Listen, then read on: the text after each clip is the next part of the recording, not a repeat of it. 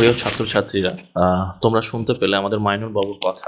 সত্যি মাইনুল বাবুকে আমি যেদিন প্রথম পেয়েছিলাম আমার পলাশি ব্যাচে, সেই আর আজকের মাইনুল, হি ওয়াজ ডিফারেন্স। হ্যাঁ, আমরা জানি যে টিকে সেই কিন্তু লাস্টে গিয়ে সে শেষ হাসে।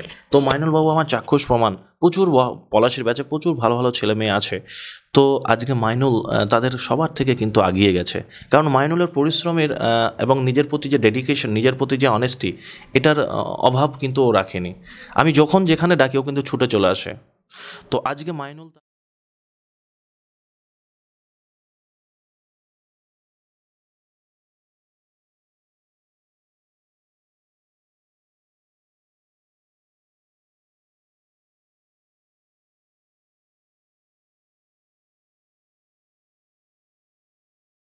রয়েছেন।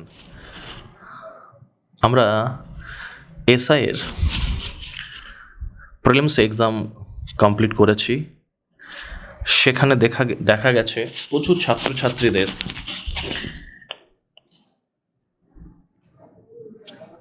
পক্ষ থেকে আমরা জেনেছি যে এবার পরীক্ষা কোশ্চেনটা অনেকটা ইজি টু মডারেট হয়েছে। অনেকেই ভালো এবার স্কোর করবে, এটা আমরা আশা রাখছি। তো বিষয়টা হচ্ছে, যেটা হয়ে গেছে সেটা তো গেছে। আমাদের আগামী দিনে আমাদের লক্ষ্য হবে কিভাবে আমরা পরের স্টেপগুলোকে আমরা সাকসেসফুলি কমপ্লিট করব। যেমন আমাদের ফিজিক্যাল মানে গ্রাউন্ডের ব্যাপারটা কি করে আমরা ওভারকাম করব। আমি দেখেছি বিগত দিনে অনেক এসআইয়ের ক্যান্ডিডেট, তারা পড়াশোনায় ভীষণ ভালো কিন্তু গ্রাউন্ডে ভীষণ দুর্বল। তো তাদের এখন লক্ষ্য রাখতে হবে কি করে গ্রাউন্ডটাকে আমরা কভার করব। ঠিক তার পাশাপাশি শুধু গ্রাউন্ড নয়, আমাদের লক্ষ্য রাখতে হবে যে সামনে আমাদের মেইন এক্সাম রয়েছে। সো সেই মেইন এক্সামও কী করে ভালো করে কোর্স করা যায়, সেখানেও কী করে সাকসেসফুলি আমি এক্সামটাকে পারফর্ম করব, সেটা লক্ষ্য আমাদের রাখতে হবে। তো যাই হোক, আমার সামনে আমার পলাশির ব্যাচের প্রিয় ভাই মিস্টার মাইনুল পরীক্ষা খুব ভালো দিয়েছে। তোমরা মাইনুলের বাবুর মুখ থেকে আমরা শুনবো এক্সামিনেশন কেমন হলো, কোশ্চিন কেমন ছিল এবং ওর আগামী দিনের যে যাত্রাটা কেমন হবে, প্রিপারেশনটা কেমন ভাবে নেবে, আমরা একটু শুনে নিই ওর মুখ থেকে। মইনুল হোসেন, আমি পলাশি থেকে আসছি এবং পলাশির যে আমাদের মিশন জবের যে একটা শাখা আছে সেখানে আমি নিয়মিত পড়াশোনা করি। Very good, very good. তো তুমি পলাশি ব্যাচের ছাত্র। আমার প্রশ্নটা হচ্ছে, এই যে এসআইয়ের ফুলি এক্সাম দিয়েছো, যে এক্সাম দিয়ে তুমি কতটা হ্যাপি? স্যার, এক্সাম দিয়ে আমি খুবই হ্যাপি, কারণ আমি প্রায় 146 মতো নাম্বার ক্যারি করতে পারছি অ্যান্সারকে মিলিয়ে। তো খুব ভালো লেগেছে যে এতটা নাম্বার আমি এই জীবনে প্রথম ক্যারি করতে পেরেছি মিশন জবে পড়ে। আচ্ছা, তুমি যে এত ভালো এক্সাম দিয়েছো, তুমি চরম হ্যাপি।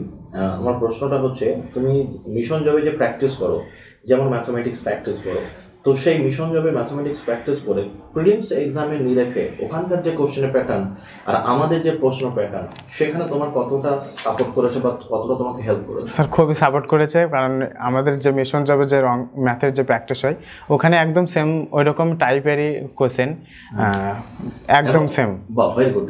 আমার মনে হয় তুমি হয়তো এটা বুঝেছো যে আমরা যে মকগুলো দিই, আমরা সাধারণত যে মক, স্পেশালি ম্যাথের উপরে যে আমি মকগুলো দিই, তো সেই মকগুলো ওর থেকে অনেকটা টাফ থাকে। হ্যাঁ স্যার, কারণ মিশন জব মানে সবসময় টাফেস্টগুলো প্র্যাকটিস করে যেন পরীক্ষাতে আমাদের আরও সহজ হয়ে যায়।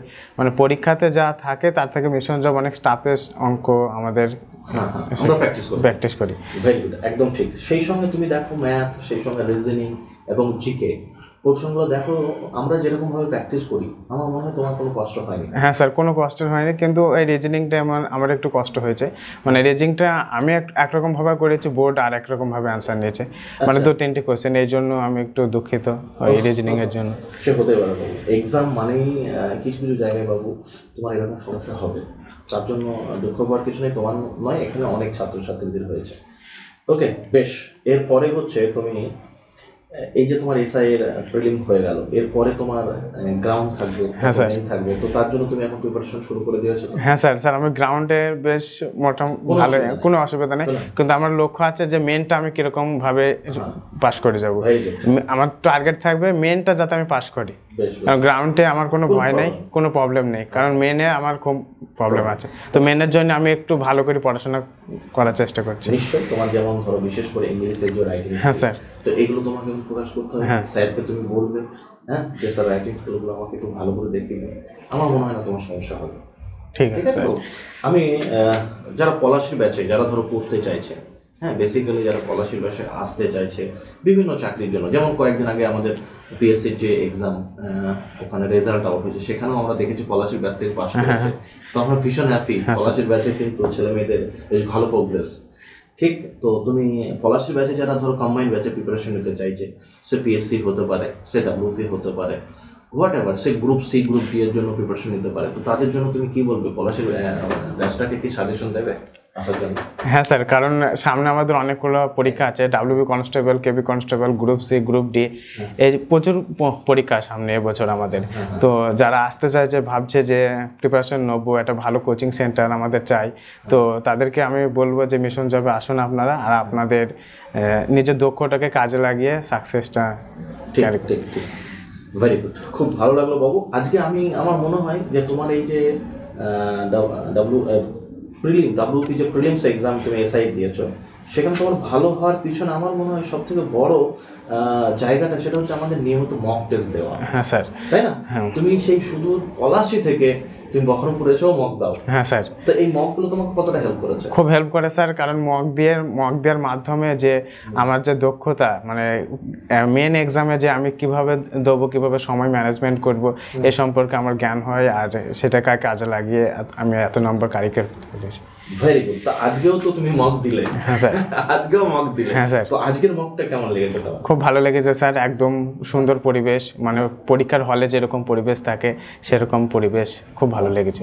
তাহলে পড়াশোনার পাশাপাশি মক দেওয়া খুব জরুরি। অবশ্যই স্যার, কারণ যে মক দেবে না একবারে ভাবছে যে আমি পরীক্ষাতে সব পারবো, যে সে পারবে না ভালো, কিন্তু যারা নিয়মিত মক দেবে সে ফাইনাল এক্সামে খুব ভালো মার্কস পাবে, এটা আশা করছি। Fine, excellent excellent. চল এবার আমাদের, আর তুমি যারা তোমার মতো প্রিপারেশন নিচ্ছে, তোমার বন্ধুদেরকে, তাদের জন্য তুমি কিছু বলবে? হ্যাঁ স্যার, যারা প্রিপারেশন নিচ্ছে তারা আসতে বলবো, আর যারা আছে মানে ভালো করে ক্লাস করতে হবে নিয়মিত। প্রিয় ছাত্রছাত্রীরা, তোমরা শুনতে পেলে আমাদের মাইনুল বাবুর কথা। সত্যি মাইনুল বাবুকে আমি যেদিন প্রথম পেয়েছিলাম আমার পলাশি ব্যাচে, সেই আর আজকের মাইনুল, হিউজ ডিফারেন্স। হ্যাঁ, আমরা জানি যে টিকে সেই কিন্তু লাস্টে গিয়ে সে শেষ হাসে। তো মাইনুল বাবু আমার চাক্ষুষ প্রমাণ, প্রচুর পলাশির ব্যাচে প্রচুর ভালো ভালো ছেলে মেয়ে আছে, তো আজকে মাইনুল তাদের সবার থেকে কিন্তু আগিয়ে গেছে, কারণ মাইনুলের পরিশ্রমের এবং নিজের প্রতি যে ডেডিকেশন, নিজের প্রতি যে অনেস্টি, এটার অভাব কিন্তু ও রাখেনি। আমি যখন যেখানে ডাকি ও কিন্তু ছুটে চলে আসে। তো আজকে মাইনুল তার রেজাল্ট কিন্তু হাতে নিতে পারছে। আমার মনে হয় আগামী দিন যে কনস্টেবল আছে সেখানেও মাইনুল খুব ভালো স্কোর করবে, নিয়মিত যে মক দেয়। তো যাই হোক, আমার বক্তব্যটা হচ্ছে যারা পলাশির সারাউন্ডিংসে রয়েছে, তোমরা যারা চাইছো যে পলাশির কাছাকাছি একটা ভালো কোচিং সেন্টার আমরা পেতে চাই কম্পিটিটিভ এক্সামসের জন্য, ডেফিনেটলি তোমরা আসতে পারো। আর যারা ভাবছো না আমরা ক্লাসরুম কোচিংয়ে নয়, আমরা আবাসিক কোচিংয়ে থাকতে চাই, আমরা থেকে পড়াশোনা করতে চাই, হ্যাঁ প্রচুর ক্লাসেস চাই, তো তাদের জন্য আমাদের বহরমপুর মেইন ব্রাঞ্চ, এখানে তোমাদের আসতে হবে। সারা ওয়েস্ট বেঙ্গলের প্রতিটা ডিস্ট্রিক্ট থেকে আমাদের স্টুডেন্টরা রয়েছে।